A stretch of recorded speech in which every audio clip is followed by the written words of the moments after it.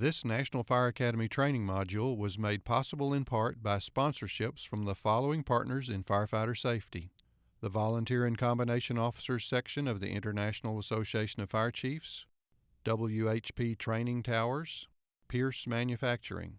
This program is also endorsed by the National Fallen Firefighters Foundation.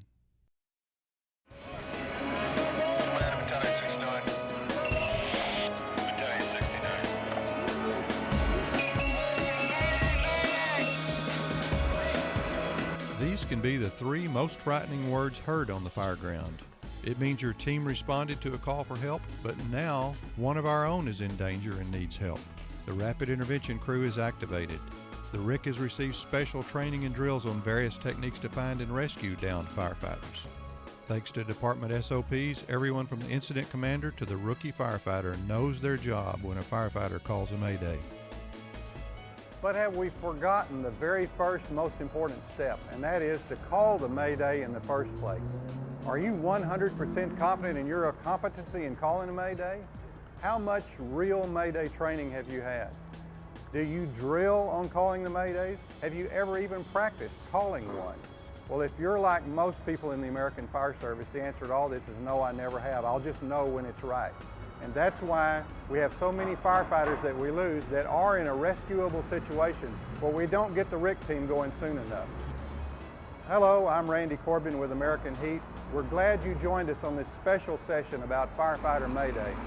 We're coming to you in conjunction with the National Fire Academy, and you'll need to be sure to go through the courseware associated with this video training lesson, because for this particular course, you'll even get a certificate from the National Fire Academy upon your successful completion.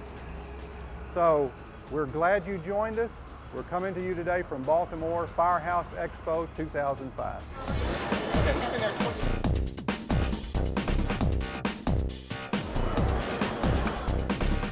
Here we'll drop in on a Mayday calling drill to discuss calling a Mayday, identify Mayday parameters, and Mayday training and drill needs for the fire service.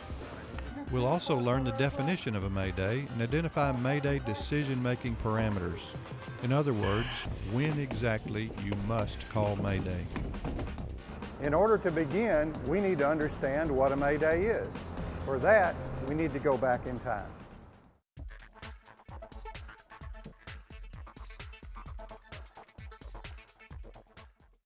The word Mayday comes from the French term Mayday, an imperative which means help me.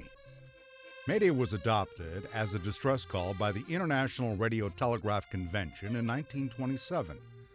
In international radio language, the phrase Mayday, Mayday, Mayday means life is in danger, immediate help needed. Mayday, Mayday, Mayday, I'm on Division 1. There has been debate over firefighters' use of the word Mayday to dispatch the Rapid Intervention Crew, or the RIC. According to the National Search and Rescue Committee, which is made up of the U.S. Coast Guard, the Federal Aviation Administration, and the Federal Communications Commission, using the word Mayday is acceptable, although Firefighter 1 and 2 standards don't actually use it. Job Performance Requirements, or JPRs, don't include information on Mayday decision-making or execution. Other standards recommend that the fire service radio traffic not include the word Mayday at all. This training course will use the term Mayday for the sake of simplicity. As with any instruction seen or read in FETN training courses, consult your local protocol. Firefighters should use whatever terms and calling procedures are outlined for their jurisdiction. Whatever the term, understanding how and when to call the RIC to intervene and save a firefighter's life is an important skill, and it's one that every firefighter, whether career or volunteer, needs to have. In a firefighter's career, he'll probably never have to call Mayday. But if he's ever faced with that kind of condition, he must have the competency to be able to do it correct, 100% correct, the first time. You may not get a second chance. Since it is so important, why is getting a firefighter to call a Mayday such a problem? First, there are no national standards related to calling a Mayday. There are no specific parameters or rules for when a firefighter must call for help. Second, there is a significant lack of departments teaching and drilling Mayday. These two problems create a third issue. They affect how decisions are made on the fire ground, a method also known as recognition prime decision making, or RPD. The idea is that when a person is confronted with a situation, they respond based on their previous experience with a similar situation. It's kind of explained as having a carousel slide tray in your head that are pictures of different events that you've gone through. You remember what you did at that similar event, so you go through that slide tray real quick and say, I've been here before, this worked the last time, I will do this time. Okay, and where would your microphone be? Be on the right side. Because I took it over the back of my head. RPD is simply the way a person reacts to any given situation. It is based on each individual's experiences and training. It is like football practice. The drills on throwing motion, form tackling, or receiving drills may seem pointless during practice. But when it's game time, if you've practiced and drilled those skills enough, what you need to win the game will come naturally. If Mayday calling is not in a firefighter's RPD experience, it won't be an instinctive response. The only way to make sure that calling a Mayday will come naturally to a firefighter in danger is to train and drill until it becomes a part of their RPD process. The only way we can do it is through training over and over and over again. If there's a skill that's life-saving and you don't do it very often, you have to practice it a lot. And why does the Mayday response need to be part of a firefighter's RPD? If a firefighter is faced with a life-threatening situation, time is of the essence. The firefighter must call Mayday immediately to avoid risk of being harmed. Several factors could change your situation at any moment. First is the presence of carbon monoxide.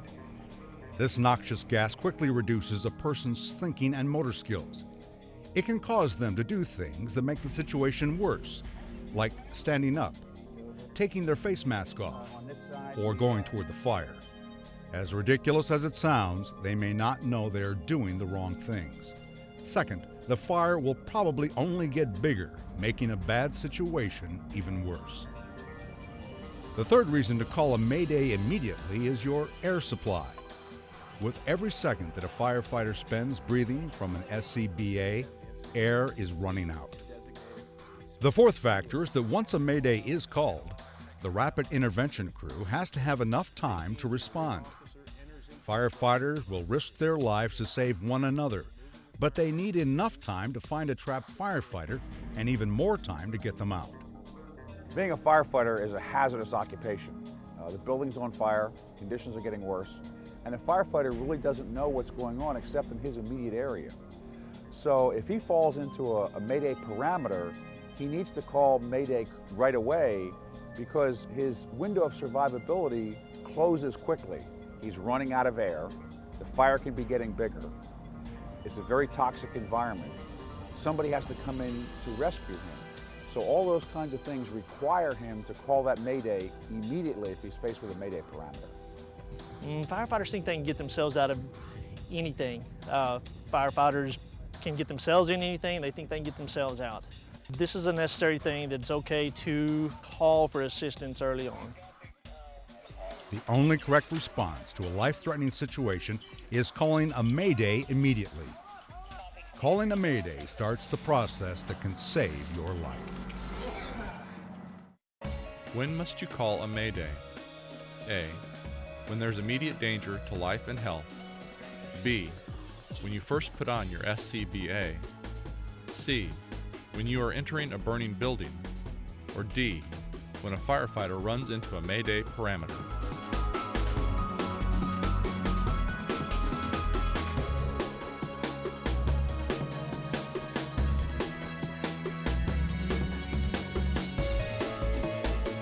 The answer is D.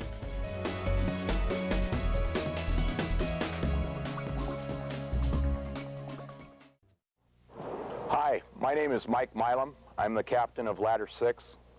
I would like to share with you my experience at a recent close call I had at a house fire.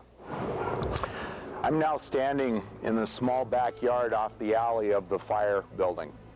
At 1:20 in the morning on October 30th, Ladder 6 responded. We parked in the alley. I grabbed my mask, ran into the backyard. At that time, I could see flames and smoke coming out of the windows on the basement on the south wall. There was a hose that was coiled in the backyard that charged at that time. I directed 2 members of Ladder 6 do a quick search, primary search on the main floor, and at the same time find the stairs to the basement. I directed the Ladder 6 driver to stick a fan on the porch, and I searched left to right to meet my crew. The plan that I had is probably what you're formulating right now, is basement fire, hose lines in, push the fire out the windows that are already vented, fire up the fan, blow out the heat and smoke out the windows, and call for Marshal 5. That's not quite the way it went. A few extenuating things happened. I'm now standing inside the house. The camera is right inside the back door we came through. This is a family room. Right behind me is a hallway. The smoke was thick in the main floor. It was warm, but not untenable. The smoke was rolling out pretty good. Due to these conditions, we're all on our knees. The hose line and the engine crew had advanced to here. The Ladder 6 crews proceeded, 2 members to the right to left, and I went left to right. Okay, we're now in the middle of the building. To the camera's right is the hallway I just came down. Behind the camera is the kitchen, a bathroom, and the dining room. The front door and the living room are to the camera's left. Behind me is a den. The stairs are to the camera's right here. Stairs going down to the basement and stairs going up. So this is where I met up with the Ladder 6 crews. The engine crew had been in the hallway, and we're proceeding, found the steps. Remember placing one hand on the first step and then the second step of the basement, not going there without a hose line. About this time there was some discussion about backing the lines out. I'm now standing in the den. The camera is at the top of the basement stairs. So my partner from Ladder 6 and myself, we're searching along, working our way to the building. I breathe in and I get no air. Breathe in and I get air. Visibility is 0, can't see anything. The building is very charged with smoke. I believed at that time that I was low on air and that my bell had malfunctioned and wasn't ringing. So together we broke the windows out. To my surprise, I didn't put those things together. When we broke the windows out, I was aware that there was flames on the other side of the window. I wasn't sure whether or not it was an exterior window. I thought perhaps it may be an interior wall with windows on it, providing daylight to a stairwell or something like that. So I directed my partner that we would proceed to another way out. At that point, he's proceeding toward the exit. I'm behind him, and I ran out of air. I had no air. I got my face on the floor, pulled my face mask away, took one gulp and realized that that was not an option. So I began trying to undo my low pressure hose and to stick it in my coat. I was surprised my fine motor control was slipping, and I was having difficulty undoing the low pressure hose. The very next recollection I have after that was being in a medic unit and being aware The medic unit is going down the street, and I'm calmly talking to the paramedic. Okay, back out in the hallway.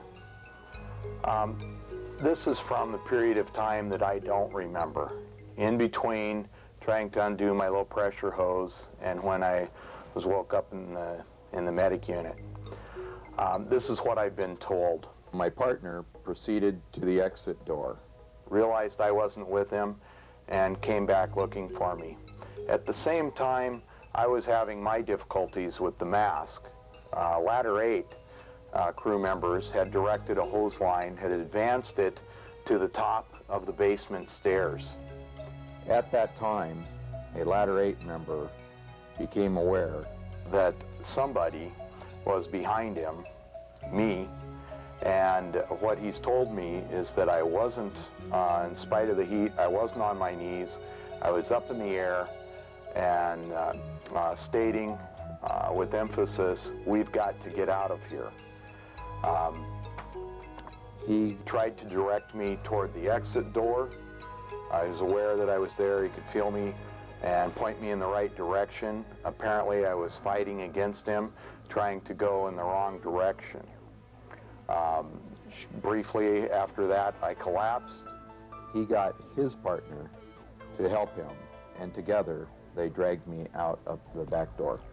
In the family room next to the back door, other firefighters, Ladder 6 crew and others took over and pulled me out of the building. So when I became aware of my surroundings again was in the medic unit. At that time, I was calmly talking with the paramedic. Reflecting back on it now, I believe at that time they had already given me some Valium. It is my recollection I had 100% awareness when we were in the room dealing with our situation, and 100% awareness in the medic unit.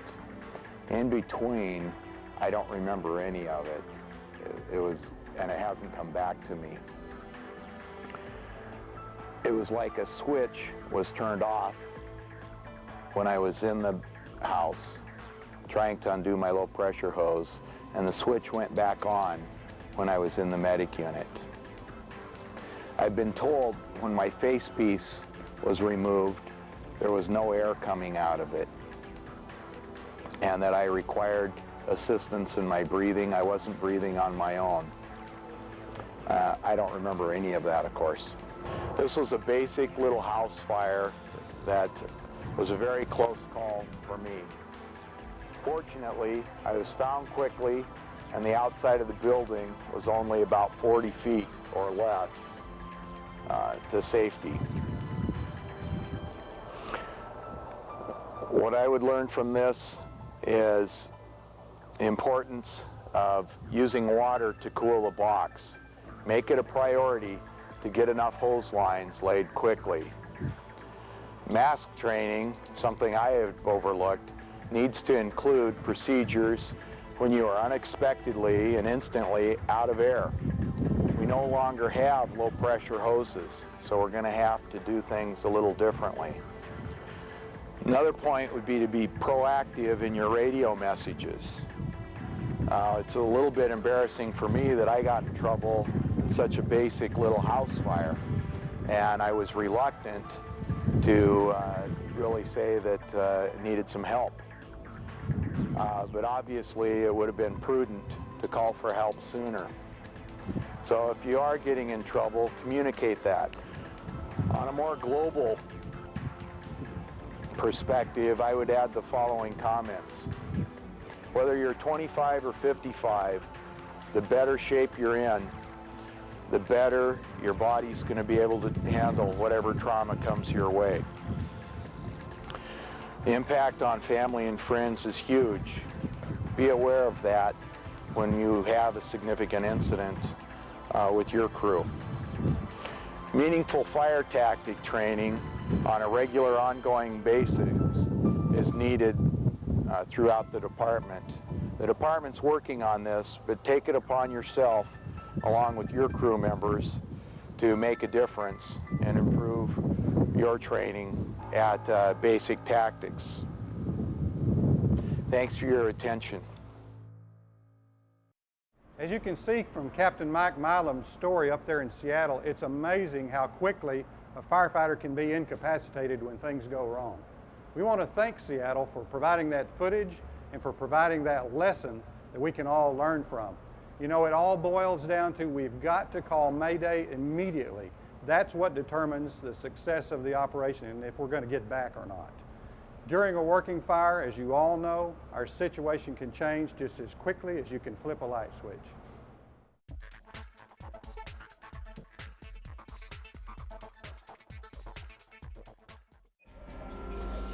The option of calling a Mayday must be in a firefighter's experience bank in order to come naturally when that firefighter finds him or herself in a life-threatening situation.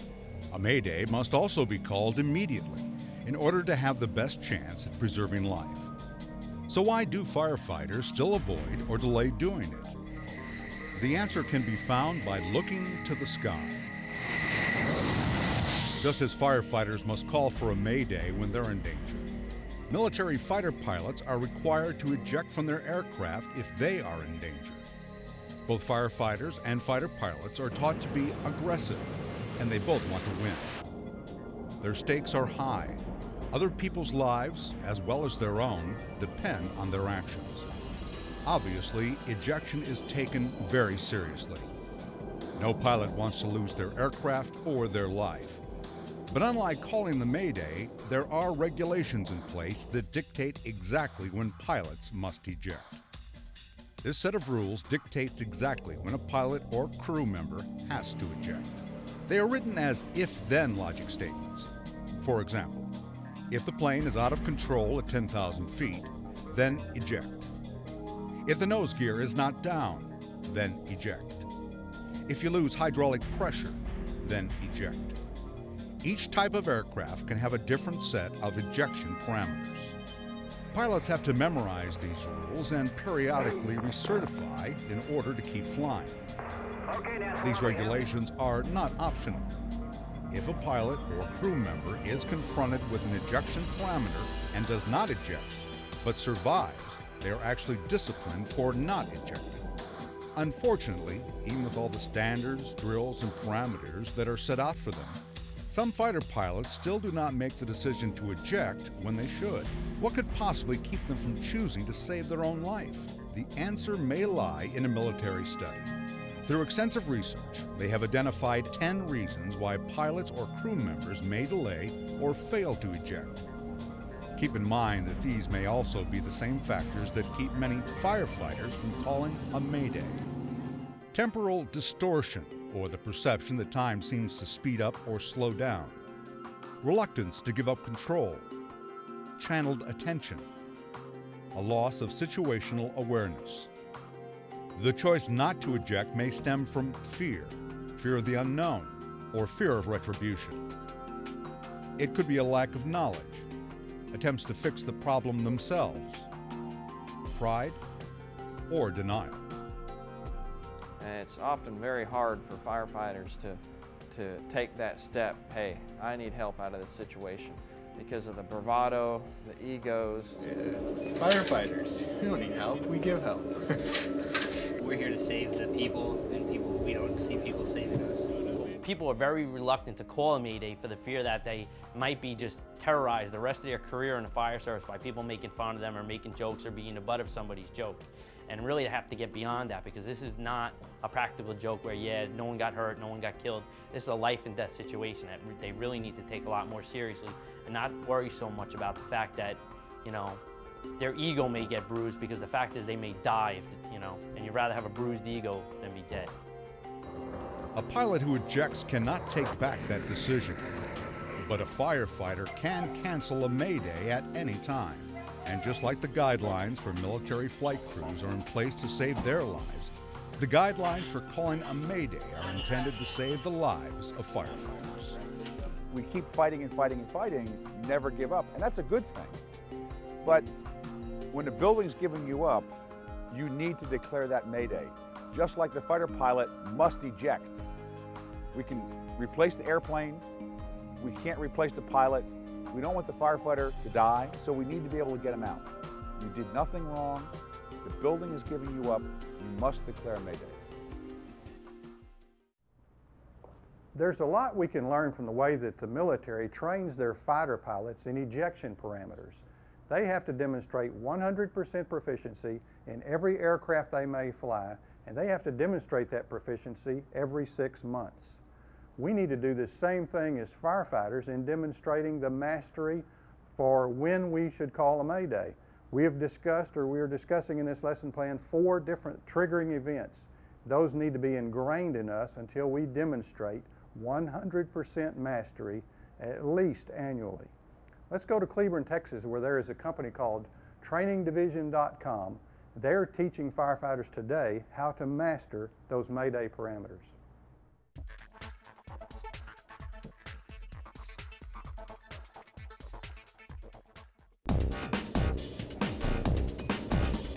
In May of 2005, 23 firefighter recruits battled smoke, fire, and 100-degree Texas heat as their instructors put them through training situations that simulated hazardous, life-endangering situations and required them to make the decision to call for help.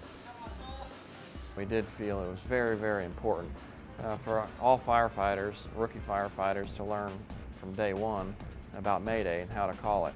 Under live fire conditions, we will put them in a Mayday parameter where they become lost or trapped, and they have to implement the Mayday. Just adds another level of stress they get used to calling if they ever need it.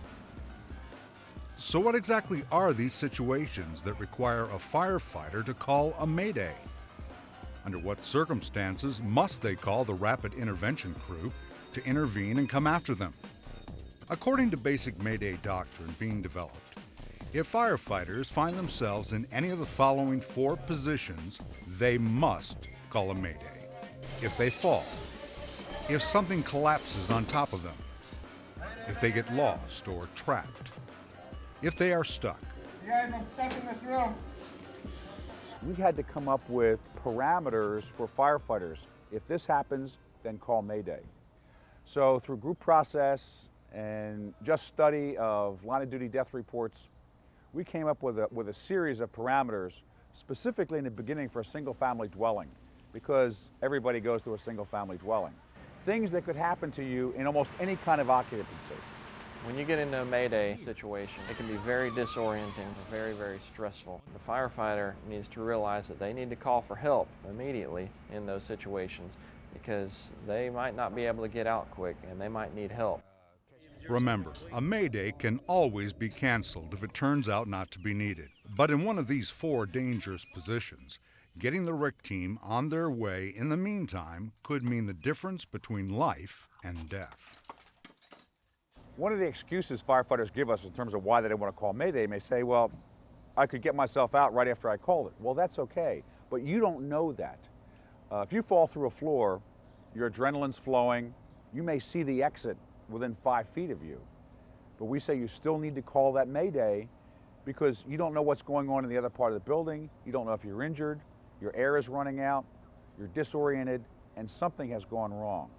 By declaring the Mayday, the RIT team is on its way. You can still try to self-rescue yourself, and if you get to the back door and meet the RIT team, fine, no harm, no foul. If you get out before they get there, you can always call command and cancel the Mayday. Command received. Firefighter Baker, Engine 1, self-extricating. We'd rather cancel the RIC team than not have it when we need it. Which of the following conditions is considered a Mayday emergency? Is it A, when there's a loss of water pressure on the fire hose? Is it B, when the low air alarm on the SCBA unit activates? How about C, when a firefighter falls through a roof or floor? Or is it D, in case of a radio malfunction during a fire attack? The clear answer, of course, is C, when a firefighter falls through a roof or floor. Falling, whatever you may be falling through, is one of the 4 Mayday parameters. While the other answers may be part of what causes a Mayday to be called, falling through a floor or roof constitutes a call for Mayday all by itself. Training on these 4 Mayday parameters are critical. Whether you're trapped, whether you're ensnared, you've fallen, there's a collapse, all of those have to trigger an immediate response in calling a Mayday. This is called recognition prime decision making. All this training and the purpose of these drills is to make that automatic in your mind so that when it happens, you're going to have the right response. You're practicing the skills that will save your life in a crisis.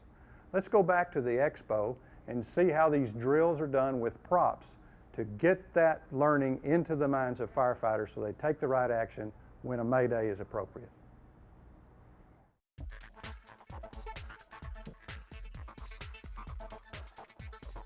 Break off into other rooms and you go search the rest of it, or you complete the room you're in? Complete the room you're in. Drills serve a purpose different from any other fire training. They draw on the hands, fingers, voice, and 5 senses to teach in a unique way. To capture another set of drills designed specifically for Mayday training, our cameras traveled to Baltimore, Maryland to the 2005 Firehouse Expo. Here, over 15,000 fire, rescue, and EMS professionals gathered to attend hands-on training courses, classroom sessions, and the largest exhibit floor on the East Coast.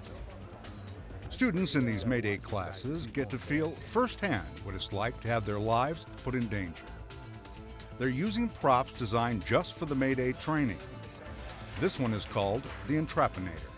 After we came up with the 4 basic parameters, we had to create props that would recreate those conditions that would make a firefighter make that transition from being the aggressor to now something has happened to me physically and I have to make the decision to call Mayday. The Entrapinator is what we have at Training Division, and it simulates all the different Mayday parameters. In the first trap, the firefighter will become trapped in a space with no perceived way out. When they realize they are trapped and either cannot find the exit or have become disoriented, they must call a Mayday. After they get radio confirmation that their call has been received, they are free to move on. If all of a sudden you don't know where you are, or you can't get out of where you are, meaning you're either lost or trapped, that's not supposed to happen. You need to call Mayday. The second trap simulates being stuck. In another set of obstacles, an instructor loops a piece of wire rope over the SCBA bottle. For some reason, you just can't move forward, you can't move backwards, you don't know what it is, and all of us have experienced that to some extent. If you're stuck, again, you must call Mayday. Third is the simulation of a ceiling collapse. Mayday, Mayday, Mayday. Here, a piece of chain link fence is dropped over the firefighter and held in place. In the Entrapinator, a system of pulleys operated by an instructor lowers 2 wooden panels onto the firefighter's back, holding them in place until they call a Mayday. Mayday, Mayday, Mayday. Ceiling collapses happen. If something collapses on you and now you're pinned under it, again, you must call Mayday. The last prop simulates falling through a floor or a roof. As the firefighters climb the stairs and ramp, their weight tips them over into a pit of foam. You could fall through either a floor or a roof. If you fall through, something went wrong. We are not supposed to fall through the floor. Most skill sets, you don't have to get 100% right. There's a window of acceptability. But if there's a skill that you very rarely have to perform, you need to be 100% competent, especially if it's a life-saving skill for yourself. So if there's low frequency but high consequences for not doing it correctly, you need to increase your skill set at the beginning. So when it comes to Mayday, 100% is the only passing skill, is the only passing score for that competency. You're not going to get to do it again in the real world. The first time you may call Mayday may be your last time, so you've got to get it correct. By doing realistic training, we're putting the firefighter in as close to a realistic situation as he is, so we develop good training habits as well as good training procedures. You can implement this into your air pack training, you can implement this into your PPE training, your search and rescue training, your live fire training. You can implement this into all aspects of training. It doesn't take any additional time. Actually doing it in a live situation with fire around them, with smoke and low visibility, it's just a whole nother animal, because you can do it in the classroom all day long, but getting the experience of doing it in smoke and heat, in full gear, 100-degree weather, it'll test them, put them through the test. As close as you can get to the real thing. Your unit, whatever he just assigned you to, engine 1 or 2. Another Firehouse Expo drill was designed to help firefighters remember the Mayday calling procedures. Once the firefighter declares Mayday, they need to give out certain kinds of information. And there's several different models. We've just settled on Lunar. Accomplishing ventilation, just repeat unit name, firefighter name. Copied Mayday unit. This system uses the acronym LUNAR.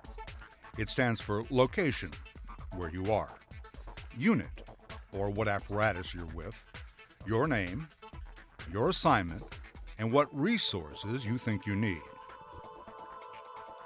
In addition to memorizing the calling procedures, firefighters should keep them on a card that stays with each firefighter at all times. Having that information at hand can help jumpstart your memory in the middle of a stressful situation. This card has the LUNAR letters, what they stand for, and the radio procedures for that department. On the other side of the card are the Mayday parameters, or when a firefighter must call a Mayday. The card is just a job aid, if you will, just to remind people that these are the kinds of things to remember. We don't expect the person to take it out of their pocket in the middle of a fire, but it just sends them a message that this is okay for you to have, this is okay for you to use. It's also got the Mayday parameters on one side and the Lunar on the other side, just as a mind jogger that it's in front of you all the time. 10 years down the road, if they've never used it, and all of a sudden, a house collapses on them and they're trapped, they immediately think to call Mayday. They can immediately remember Lunar, go down that list, rather than not getting any help, just trying to get out without letting anybody know. The fire service is built on the concept of train the way you fight, fight the way you train. Firefighters practice tying knots their entire career. They need to practice calling Mayday their entire career.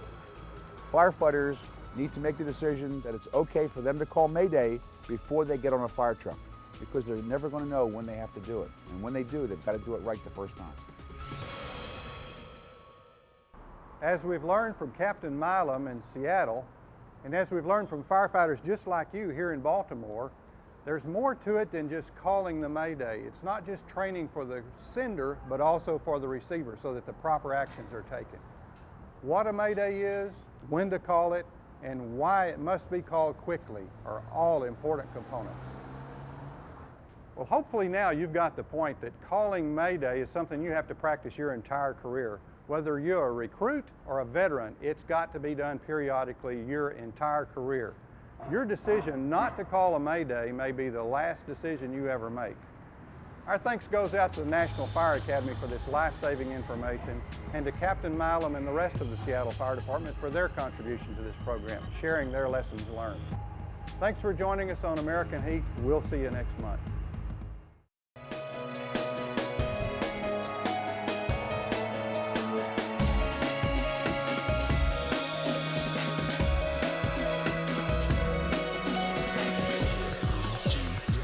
The VCOS Pierce initiative began in 1999 as a dream. The VCOS wanted to change the direction of volunteer and combination leadership. Pierce wanted to help. The collaboration resulted in Pierce and Contender donating $100 of profits for each apparatus to the VCOS after volunteer and combination departments purchased their products. Success is the only word that describes the program. Please go to www.vcos.org for more information.